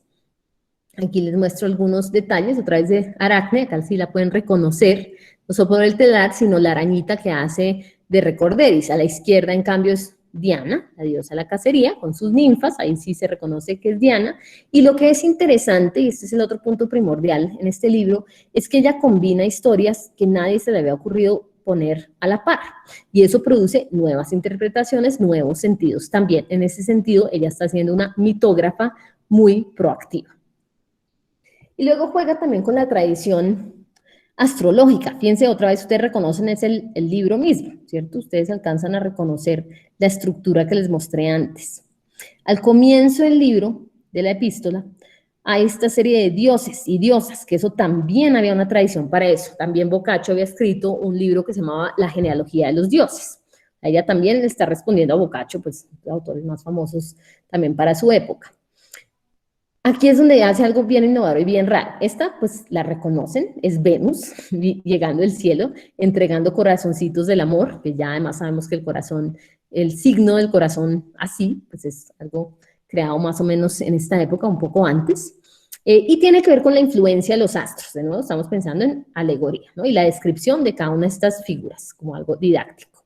Otra vez la de Venus, y esta a la izquierda, que les había mostrado antes, que es muy rara, porque en realidad por el texto sabemos que es Diana, Diana como instructora que lee y le enseña a leer a esta comunidad de mujeres, Diana como también esa diosa de la cacería, que vive con sus ninfas aislada en el bosque, como una, digamos, comunidad de mujeres, pero que aquí pues están transformadas también con velos y un vestuario de época, al igual que aquí. Acá les estoy mostrando como manuscritos distintos, ¿no? Pero muy similares, dos de los manuscritos de lujo que ella nuevamente va a compilar. Y podemos ver que entonces en sus distintos manuscritos ella misma va creando ya una tradición iconográfica nueva. También en su epístola o epitro OTA, tal vez ustedes lo reconozcan, son Apolo y Dafne. Recuerden la historia de Apolo y Dafne, es que Apolo, dios del sol, de las artes, va a desear a la ninfa Dafne, ella se va a escapar y se va a convertir, se va a transformar para poderse escapar de él en un árbol de laurel, pero entonces él toma las hojas del laurel y lo convierte en su corona, ¿no? Corona como poeta, es como parte, gran resumen, síntesis de la historia. Entonces, digamos que a veces hay imágenes que asociamos con la tradición previa. Acá les comparo ese Apolo con el del Ovidio moralizado, que hace lo mismo pero al revés. El del libro de Cristina Pizan es muy raro porque uno es el cuerpo desnudo y la cabeza convertida en laurel. En los otros es como al revés, pero igual hay elementos que hacen que lo reconozcamos. Narciso, que aquí lo podemos reconocer. Aquí rechazando a Eco, pero vestido como un señor del siglo XV, aquí enamorándose de su imagen. Entonces, fíjense que también lo que hace es darle mucho espacio a varias imágenes. No es como sintetizar el mito con una imagen, sino con varias, que también muestra el interés por la tradición visual. Y aquí de nuevo, estos son dos manuscritos distintos, pero es la misma escena. Una figura que llega y se encuentra con una mujer, digamos, desnuda, medio tapada por otras, en esa especie de fuente en el bosque. Acá pasa algo similar, solo que acá están todas las demás vestidas, pero alcanzan a ver que tienen los instrumentos de cacería, pues son Diana y sus ninfas interrumpidas por un cazador mortal, que es la figura de Acteón, que si conocen o recuerdan la historia del mito clásico, Diana lo va a convertir Acteón en ciervo y va a tener un final trágico, que es que va a ser devorado por sus propios perros de cacería que ya no lo van a reconocer y van a confundir al cazador con la presa. Pero ese es el momento del encuentro. Y él también está vestido como un señor noble del siglo XV, ¿no? Otra vez como un espejo para los espectadores. Y también lo comparo con el Ovidio moralizado, donde fíjense la imagen es como más sintética, menos erotizada, más confrontacional, pero además donde él no es humano, sino que es ya siervo, ¿no? Entonces como los dos momentos en uno, mientras que en Christine de Pizan se desarrolla, pero además se puede confundir a nivel estructural visual con otras escenas que aparecen en diferentes lugares de su libro, y esta es la que les había mencionado antes, es Paris, escogiendo entre las tres diosas, reclinados sobre la fuente, como esos poetas amorosos que veíamos que siempre estaban ahí reclinados, ¿no? Entonces tiene el dilema y esa escogencia que de alguna forma se parece a nivel visual a la de Acteón. A simple vista, cuando les comparo estas dos imágenes, esta es una nueva que les muestro acá, ustedes dirán, la estructura es muy parecida, ¿cierto? Unas figuras femeninas, con esos, fíjense otra vez tenemos los sombreritos de moda de la época, metidas pero desnudas dentro de una fuente, y esta vez no son hombres que las miran, sino dos mujeres, una mayor, una más joven, ¿sí? La mayor como que le muestra con el gesto la fuente, y no es cualquier fuente, se cuenta que de arriba está Pegaso, es lo que llamaríamos la fuente de los orígenes de la poesía, ¿no? Que se crea con esa patada de Pegaso. En realidad esto forma parte de otro libro de Christine de Pizan, ya no estamos en la Epitro OTA, sino en este libro que ha sido considerado tal vez como su libro más autobiográfico, que se llama El camino del largo estudio. Este es otro manuscrito, y ahora voy a volver luego a la escena de la protagonista Christine, parada con esa señora mayor, que es una sibila, que la acompaña por el camino. Pero acá quería volverme a las primeras imágenes de ese manuscrito, donde vemos, por un lado, la escena de la presentación del libro, de este manuscrito en particular, la imagen del sueño. Entonces aquí se empieza la historia y hay una protagonista que se llama Christine, que además va a narrar en primera persona, que se va a dormir y va a empezar a viajar con esta figura, que es una sibila, que la va a acompañar por el camino hasta encontrarse con la fuente de las musas, que es esa, nuevamente, la fuente de la inspiración poética, y acá Pegaso, lo reconocen, Este es otro momento dentro de la narración, las dos mujeres que suben al cielo. Es decir, es un camino del conocimiento. Acá les muestro un poquito más de cerca. Eso les debería recordar de otros caminos. Acá les muestro otro manuscrito, un poco anterior, que muestra el sueño de Dante, ¿no? Acá como desdoblado, saliendo y empezando su largo recorrido. Recuerden, no sé, Pablo, si lo vieron, les estoy diciendo recuerden, pero supongo que algo han hablado de Dante y del camino de Dante con Virgilio, ¿no? El hombre más joven con una figura de autoridad masculina. Christine de Pisan hace algo similar y retoma esta tradición tan conocida, pero para hacer, digamos, esta especie de, si se quiere, ensayo autobiográfico, pero esa idea de ver estas dos figuras, hombre más joven, hombre mayor, que lo va guiando por estos caminos, y ver lo mismo con Christine de Pisan, pues hace que inmediatamente lo reconozcamos como referente. Acá se me fueron los textos, pero estos son los dibujos famosos que hace Botticelli del Purgatorio, con muchos Dantes y Virgilios que van andando por el camino juntos, pero simplemente para mostrar que existe esa estructura. Y vuelvo entonces a nuestras imágenes de la fuente de las musas. La iconografía ya existía. Acá les estoy mostrando dos manuscritos del Ovidio moralizado. Me pueden ver que hay algo similar. Están todas estas figuras desnudas, femeninas, entre un río, aquí en realidad aparece. El río sale, ¿cierto?, de Pegaso. Acá arriba está Apolo. Y acá al lado hay otra figura, también femenina. En ambos casos es muy parecida, solo que la derecha no tiene a Apolo. Y tiene estos pájaros que también tienen que ver con algo de la historia, pero no voy a entrar ahorita en detalle. Pero estas palas, esta es, ahí sí, la diosa, la sabiduría, ¿no? Es la imagen, llamémoslo así, de la fuente poética, la fuente de inspiración, no esas fuentecitas con las que se encontraba por ahí Machot, ni el protagonista del romance de la rosa. Esa es la fuente mitológica, ¿no? La fuente de toda inspiración poética, si se quiere. Ahora, la gran pregunta es qué pasa cuando una mujer es la que se tiene que enfrentar a la fuente de las musas. Ya hemos visto que esta imagen del camino del largo estudio de alguna manera comparte una estructura con esta imagen de este encuentro. Fíjense que generalmente es el hombre, la figura masculina, que se encuentra con la figura femenina deseada o por error, como le pasa a Acteón, que va a ser castigado duramente por esto, pero generalmente es el hombre el que está mirando a la mujer desnuda o al grupo de mujeres desnudas. Entonces, piensen otra vez en la mutación de la fortuna y lo que implica para esa mujer que tiene que adoptar el rol del hombre escritor y que incluso se visualiza dentro de sus propios manuscritos en ese rol, digamos que a la Dante, pero frente a las musas de la poesía, que lo que me encanta de esta imagen y siempre pues me ha llamado la atención, sobre esto algo escribí, Pablo les puede después pasar el texto, es que ellas son, si se quieren, imágenes espejicas de ella misma, solo que están desnudas, ¿no? Entonces, ¿qué implicaciones tiene que el cuerpo desnudo sea la fuente de inspiración para la poesía? ¿Cómo hace una mujer como ella para escribir poesía, para relatar los mitos clásicos, pero sin estar en ese lugar del hombre y la figura del deseo por el cuerpo femenino? ¿Qué pasa cuando el cuerpo femenino se vuelve espejo y no fuente del deseo? A la izquierda les muestro simplemente una de mis imágenes favoritas del Camino del Largo Estudio, que es cuando ellas ya han subido al cielo, empiezan a ver los astros y empiezan a reconocer las estrellas, sus nombres, y pues claro, además ella en ese pasaje le hace un homenaje a su padre astrólogo, ¿no?, que le ha dado las herramientas para el conocimiento. Les voy a mostrar algunos apartes del texto, si están en francés, pero los voy traduciendo, de cómo narra en verso ella este camino, ¿no? Ella dice, bueno, tanto deseo tengo de saber, decir, de savoir, ¿no?, de saber, y conocer y percibir.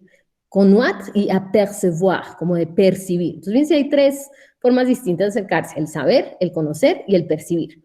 Todas las cosas de los cielos, ¿no?, que si quisieran, si pudiera ser, que todos mis miembros fueran ojos. Esa es una imagen maravillosa que nos hace pensar en la figura de Argos, el guardián de los 1000 ojos. Es decir, todas son como referencias que para nosotros son como veladas y oscuras, pero para sus lectores habrían sido, digamos que relativamente transparentes, ¿no? Entonces, ese pasaje corresponde justo antes de este momento, ¿no?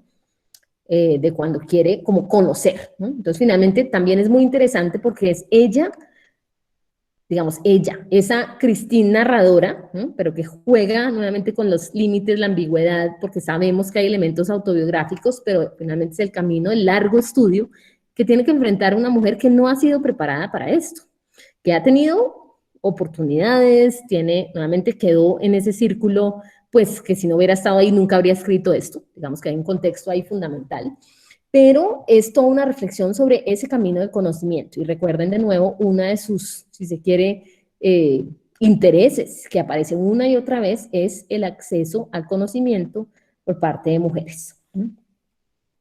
Entonces aquí Patricia, Miguel Aguirre en el chat pregunta, ¿por qué esa necesidad de un acompañante?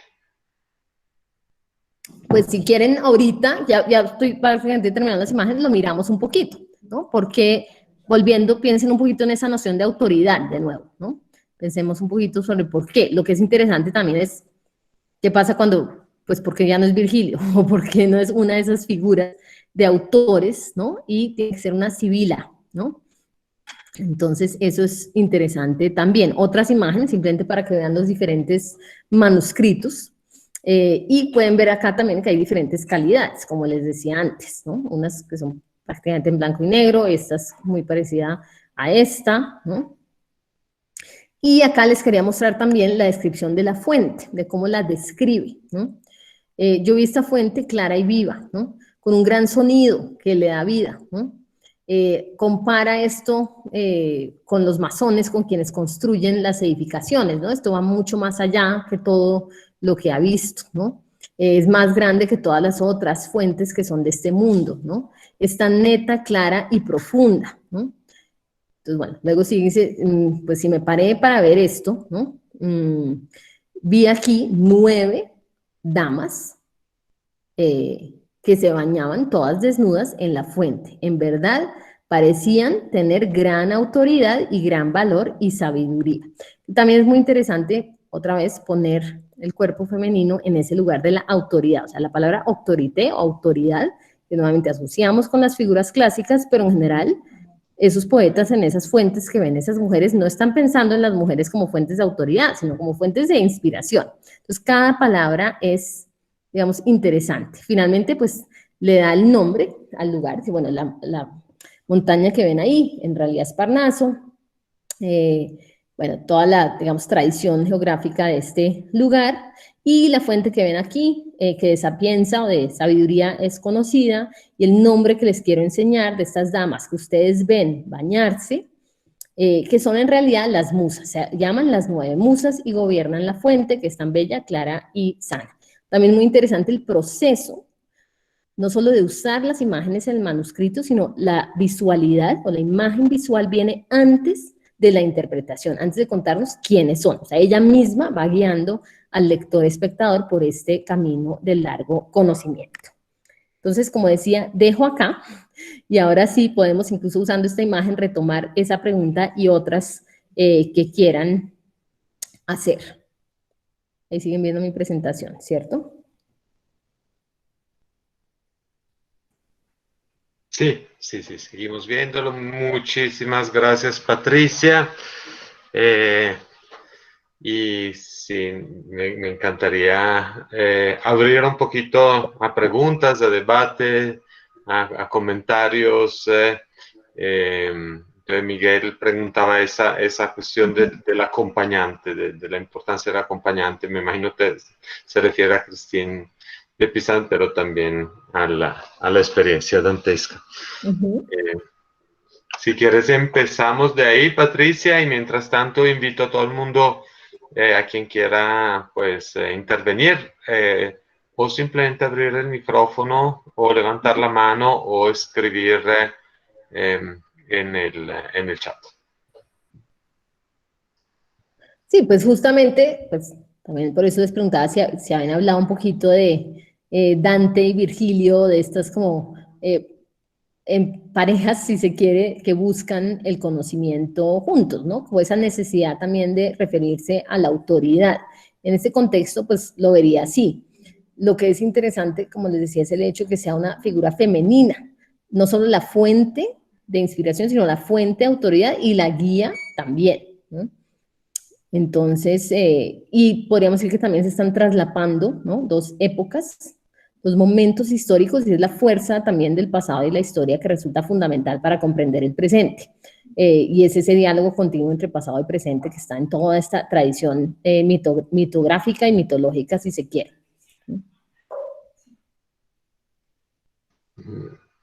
Y Patricia, voy a hacerte una pregunta yo, así como mientras los demás se animen.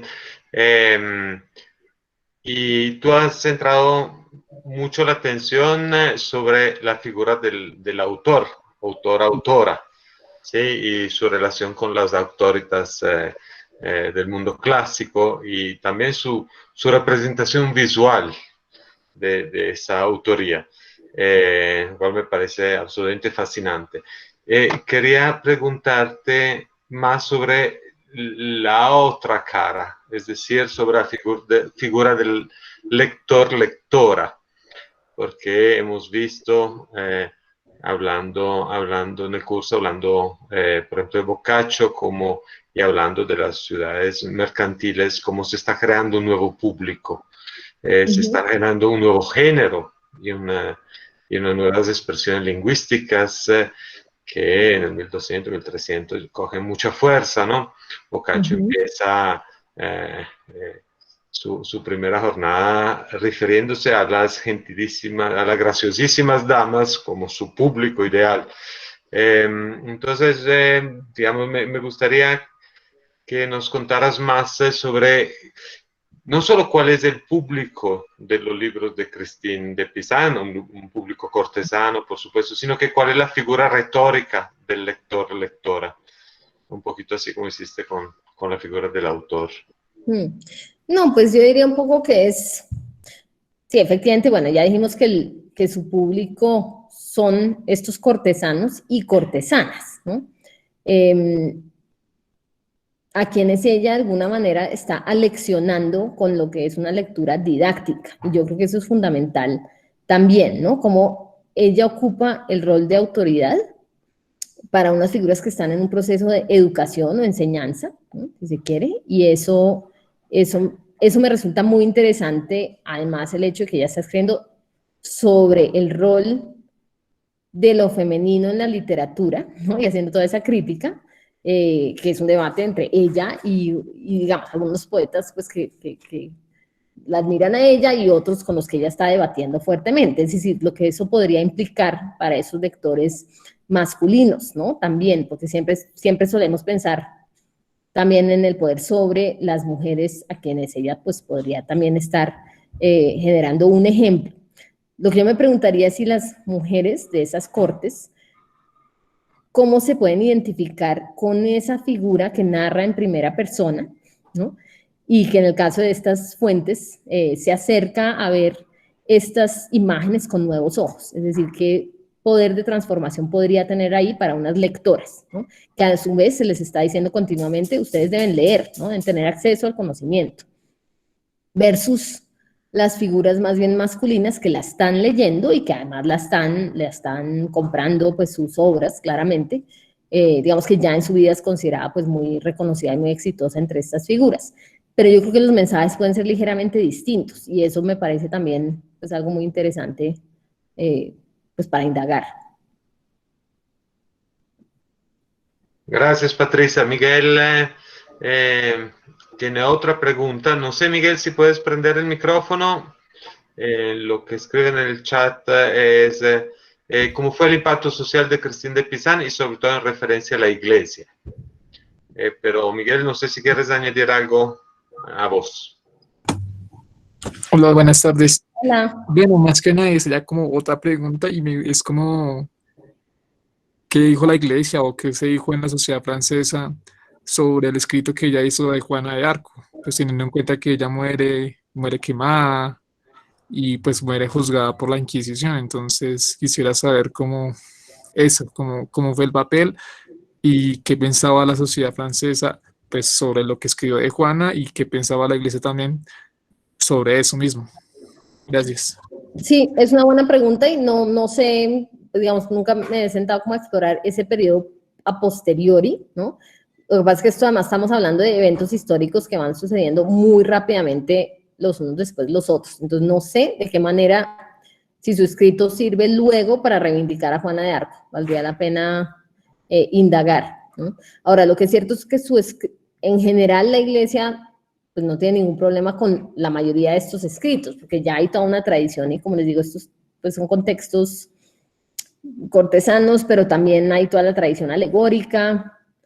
Yo diría también que en general los mitos, en la alegorización que usa Cristina de Pizán ya es mucho más política, ¿no? También.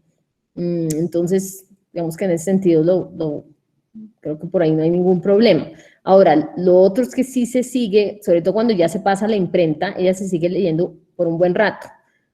Eso se va a, de alguna manera, interrumpir hasta que hay como una reivindicación también de su escritura en este sentido como protofeminista, digamos que realmente a finales del siglo XX, ¿no? Cuando se empieza a interesar la historiografía por su escritura, ¿no?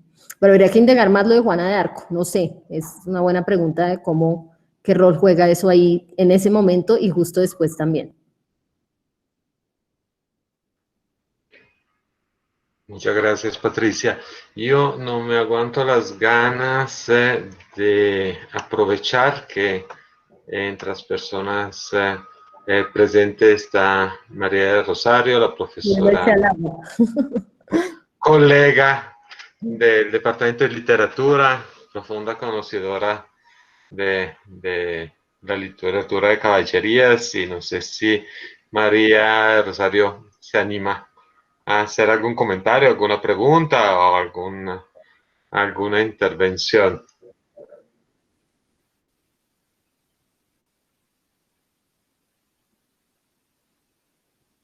No sé si siga, yo la vi por ahí antes, por eso la mencioné.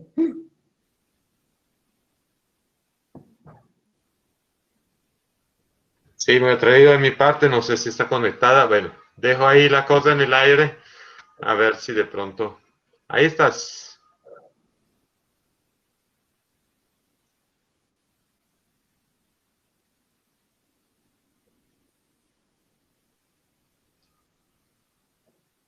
María, vemos que tienes el micrófono abierto, pero no te escuchamos.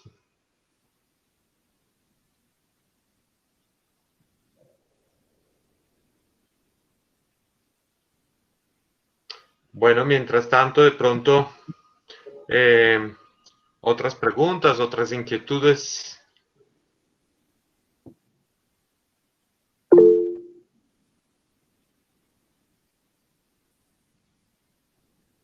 Diego, adelante. Gracias, profesor. ¿Me escuchan? Sí.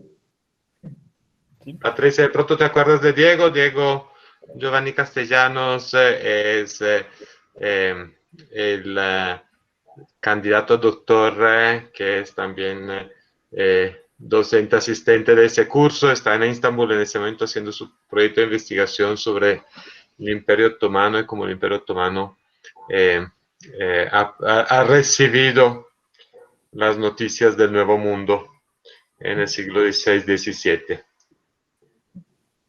Claro que sí. Gracias, profesor. Bueno, yo quisiera preguntarte acerca de la categoría de protofeminista, desconociendo mucho la categoría, porque no es un tema que yo trabaje, sobre todo porque me llama la atención algunos, no voy a decir paralelismos, pero algunos hechos que sí ocurrían más o menos por la misma época en la sociedad mameluca y otomana. Y particularmente estoy pensando en algunas mujeres escritoras, poetisas, como Mehran Hatun, que pues fueron mujeres cuyas vidas fueron recogidas en compendios biográficos, pero algunas de las cuales incluso su obra logró sobrevivir, como la de ella. Y se sacaron copias y manuscritos y que eran respetadas dentro de los círculos también cercanos a la corte, y que de hecho dedicaban su obra a los sultanes y sus obras se circulaban, y que también en su poesía plantearon la posición de que ser mujer no era menos que ser hombre. En la lengua árabe, por ejemplo, el sol es el nombre masculino y el sol el nombre femenino y la luna masculina. Y estas son poetisas que dicen, no hay mayor gloria en la luna por ser masculina, ni menor honra en el sol por ser femenino. Y existen esta serie de ideas circulando por allí. Yo no he trabajado el tema y no lo he leído, pero me llama la atención esta lectura de cómo esas reivindicaciones pueden leerse podrían leerse con esta categoría, me llama la atención. Sí, pues esa es toda una discusión, digamos, que hay. Yo diría, digamos, entre cuando se empieza a estudiar su obra, ¿no? Digamos que en el siglo XX, y hay quienes la leen, obviamente, con el lente, digamos, del feminismo, ¿no? Y uno, por un lado, quisiera decir, claro, es una reivindicación de la mujer en el siglo XV, pero eso hay que relativizarlo y verlo en su contexto. Por eso insistí mucho en que ella pertenece o escribe para un contexto cortesano, ¿no? Ella no está reivindicando los derechos de las mujeres.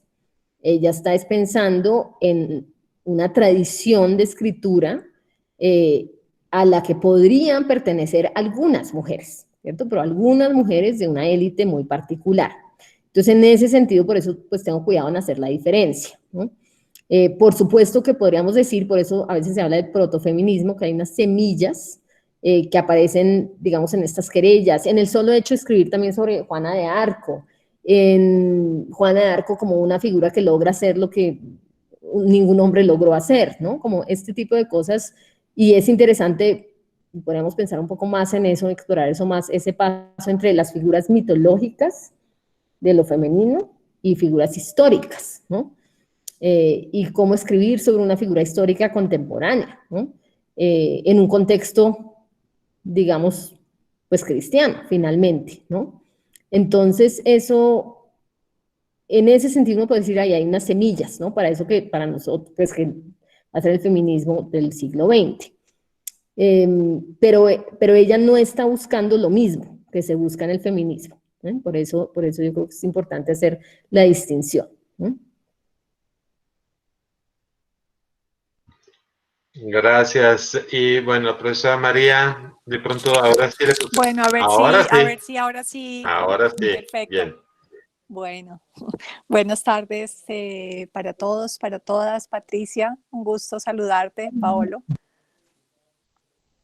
Muchas gracias por tu charla. Gracias sobre todo por esas preciosísimas imágenes de los manuscritos. He estado encantada viéndolas porque sobre todo pues nos permiten adentrarnos en lo que era la sensibilidad de la Edad Media y lo que era la configuración de ese mundo cortesano en el que se va a dar el desarrollo de, digamos, desde la literatura el que va a ser el gran género literario de Occidente, que es la novela, ¿no?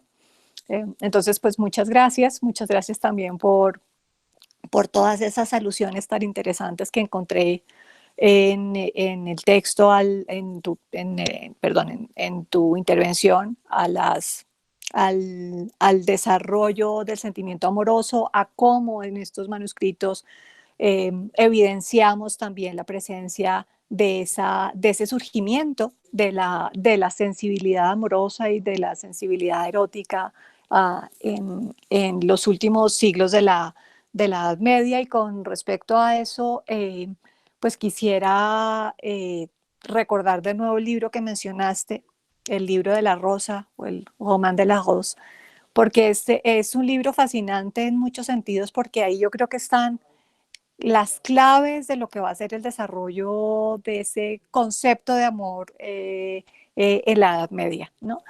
Y sobre todo, y a mí hay un texto que me interesa mucho, que para muchas personas pues es discutible su posición, pero es el libro de Denis de Rougemont, que se llama Amor y Occidente, en el que él plantea que el amor en realidad es una invención del siglo XII, ¿no? O sea, el amor no se lo inventaron los griegos, ¿no? El amor de Occidente, el amor por excelencia, de Occidente, que es el amor romántico, es una invención de la Edad Media. Y entonces tú como que intentaste pues hacer una serie en la contextualización que hiciste antes de adentrarte en la obra de Christine de Pizan, intentaste hacer una contextualización en ese sentido que me parece que es clave para que entendamos lo que eran los textos, digamos, y muchas de las referencias en esa labor mitográfica de Cristina de Pizan que están detrás, ¿no? Porque es un diálogo con las ideas acerca del amor, del concepto de amor, ese interés que tenía la Edad Media en sistematizar, si se quiere, también la pulsión erótica, ¿no? O sea, porque la Edad Media tiene una aspiración a sistematizar todo, ¿no? O sea, no solamente el pensamiento religioso o el pensamiento científico, sino también el sentimiento amoroso, ¿no? Entonces, ese sentimiento amoroso, y por eso, digamos, por eso es que surge el Código del Amor Cortés o los Códigos del Amor Cortés, ¿no? O sea, por eso Andrés el Capellán escribe todo un tratado dedicado al amor en el que establece cuáles deben ser las reglas, ¿no? Que guíen las relaciones las relaciones eróticas entre los hombres y las mujeres, ¿no? Entonces, eso me pareció muy interesante vincularlo a Cristina de Pizan, porque ella, como tú decías muy bien, está pues abogando por la educación de las mujeres, ¿no? Y hasta qué punto esa reelaboración mitográfica está también vinculada en cierto sentido con el aprendizaje o la educación sentimental de esos hipotéticos lectores y lectoras que están detrás también de su obra, ¿no? Eso me parece como muy interesante. Y otra cosa solamente muy chiquita, que eso es un comentario, nada más, es a propósito pues de esa vinculación de la mujer con el jardín, ¿no? Esa asociación de la mujer, digamos, del jardín con la Virgen María, y entonces creo que tenemos que tener en cuenta que la mentalidad medieval configuró dos, si se quiere, dos nociones de jardín, ¿no? Una es un jardín profano, profundamente vinculado al erotismo, ¿no? Vinculado a la mujer, y por eso esa asociación de la rosa con la mujer amada. Y por el otro lado está ese jardín, de lo que podríamos llamar ese jardín monástico, ese jardín religioso que está más vinculado con esa idea de más que hortus deliciarium, con un jardín, digamos, que se desprende obviamente del Génesis, y etcétera, etcétera, ¿no? Y que está vinculado sobre todo con la idea de la Virgen María, ¿no? Entonces, o sea, en el jardín monástico, pues esa rosa no es otra cosa que, digamos, como la referencia a Cristo, mientras que en el jardín profano la rosa es la mujer amada. No, Cierto, qué y muchas maravilla. gracias por todos los comentarios y como complementando varias de las cosas que también vimos muy rápidamente. No sé, Pablo, qué tanto de esto resuena también con cosas que ya hayan visto en la clase.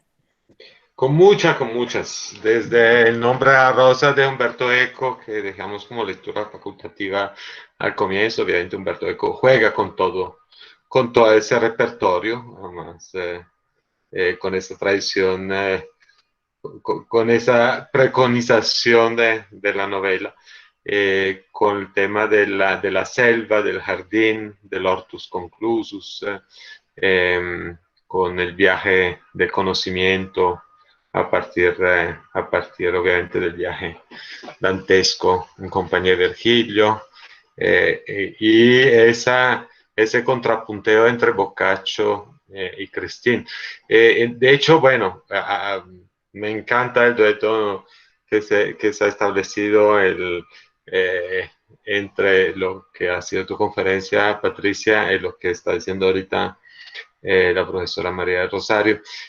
Una inquietud que surgió, por ejemplo, en el curso tiene que ver con una referencia cartográfica, el eje del curso era cartográfico este año, a la reina de Saba, Y la reina de Saba es una figura muy interesante porque es una reina rica y inteligente y culta, que se enfrenta al mismísimo Salomón, que tú tenías ahí en las imágenes. Me pregunto si en algún momento han tropezado con alguna referencia a la reina de Saba. Es una pregunta ociosa. De pronto sí, de pronto no. No, pues yo no la tengo presente pues como en esas historias, pero no sé, María del Rosario, sí, o luego reviso si está en el catálogo de Cristino de Boccaccio, no sé. No, yo no la tengo presente tampoco. Yo creo que esa referencia a la reina Saba, digamos que me empieza a aparecer en los relatos de viajes, por ejemplo, en los libros de viajes, sobre todo a partir del siglo XIV, digamos, cuando comienza toda esa a subrayarse como el exotismo de los lugares que están comenzando a conocer estos viajeros en la Edad Media, ¿no? Entonces la reina de Saba se asocia sobre todo a eso, ¿no? Esa riqueza extraordinaria de Oriente, ¿no? Sí. Pero no en el catálogo de mujeres famosas, por ejemplo, el que hacía referencia Patricia hace un momento. Listo, bueno, ahí queda la inquietud. Un disculpe para seguir conversando de esos temas. Quiero concluir con dos personas que tienen preguntas. Le doy la palabra entonces a Javier y luego a Alfredo José. Hola, buenas tardes. Gracias por toda la presentación. La pregunta en el chat que había escrito durante la investigación de este semestre, encontré que pues, una serie de escritoras o historiadoras portuguesas comenzaron a tratar temas de mujeres con poder, pues, digamos, en la Edad Media. Mi pregunta es, ¿por qué fue esa invisibilización de estas mujeres digamos, que sobresalían por algún tema? Y básicamente esa es la pregunta. Bueno, eso pasa como como en tantas otras artes también, ¿no? Y yo no sé, pues por un lado, pues hay como esta idea de que, bueno, hay una invisibilización y hay que volverlas a sacar a la luz, que es como una primera lectura que se hace de Christine de Pizan y de mujeres artistas y escritoras y, en fin, de otras profesiones también. Pero también, pues el otro lado de la moneda es que hay unas condiciones sociales que hacen que sea muy difícil también tener acceso de todas maneras o hacer eso que hoy en día llamaremos ser artista o hacer escritora en este sentido. Fíjense el énfasis que ella le pone a la mutación de la fortuna, que casi que una cuestión puramente entre la casualidad y la convergencia que lleva a una situación particular, ¿no? Que por eso resulta pues muy excepcional si se quiere, ¿no? Ahora, escritura en conventos había, ¿no? Casos muy famosos, como el de Hildegard de Bingen y otros, pero en estas condiciones particulares, ¿no? Que además, en un contexto, digamos, de escritura no religiosa, sino en estas cortes, pues lleva al desarrollo de esa tradición que estábamos viendo acá, ¿no? Pero bueno, sí diría que hay formas también de repensar la historia. Por un lado es visibilizar, pero por otro lado es también preguntarse desde ese contexto social cuáles son las posibilidades y frente a esa posibilidad, pues cuáles son los desarrollos que se pueden dar y de qué manera, ¿no?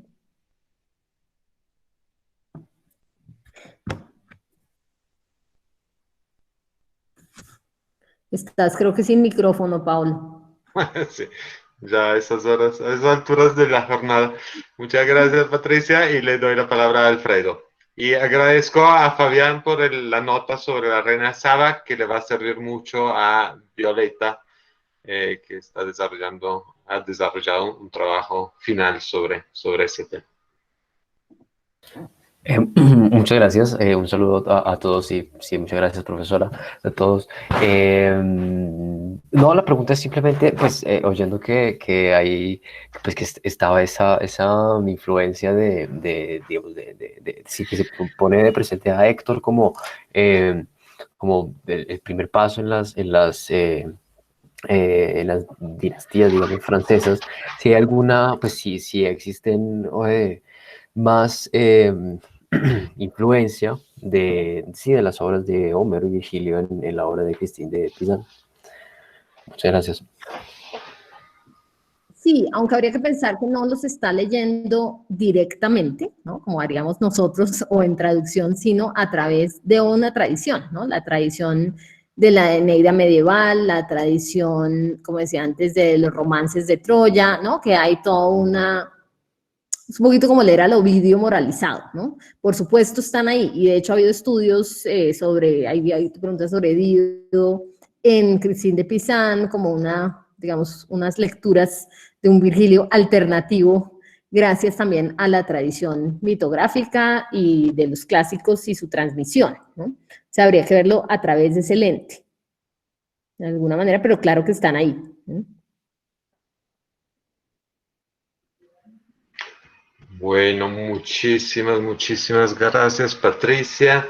De verdad, se abre toda una serie de cuestiones y de pistas para explorar que merecerían más tiempo. Una presentación de verdad sugerente y fascinante, y además me parece interesante también, digamos, la complejidad de la lectura, ¿sí? Que das de Christine de Pizan. Una pequeña anécdota: cuando estábamos escogiendo el título, yo pues propuse como un título que hacía mucha énfasis en el tema de la querella de la mujer, de las mujeres, perdón, y Patricia, muy típico de Patricia, fue matizando. Yo creo que también hay un poco de riesgo con figuras como Cristina de Pizan, así como ha sido ocultada y olvidada por mucho tiempo, ahorita de volverla la heroína feminista ante litteram, y eso no se le hace justicia a la figura histórica, ¿sí? Mientras en cambio pues plantear la figura de Christine con esa tradición mitográfica es de verdad tratar de destacar cuál ha sido su aporte y su rol dentro de su época, y no volverla como un ícono de la nuestra. Entonces estoy muy agradecido a Patricia por esa sutileza también, ¿no? En esa delicadeza en tratar a la figura de Christine de Pizan. Y entonces no me queda sino despedirles y agradecer mucho a las personas que han entrado a hacer, digamos, acompañarnos en esa sesión, y evidentemente a los estudiantes del curso de Historia Medieval, a los cuales los invito de reconectarse aquí mismo, no, a reconectarnos, perdón, reconectarnos en el Meet de Classroom en 5 minutos, porque tenemos ya el trabajo de evaluación final. Muchísimas gracias, Patricia. Gracias, Paulo. Gracias a todos los estudiantes invitados, María del Rosario, por tus comentarios. Cuídense mucho y me alegra habernos podido ver este semestre, así sea en virtual. Chao. Gracias. Muchas gracias. Chao, chao.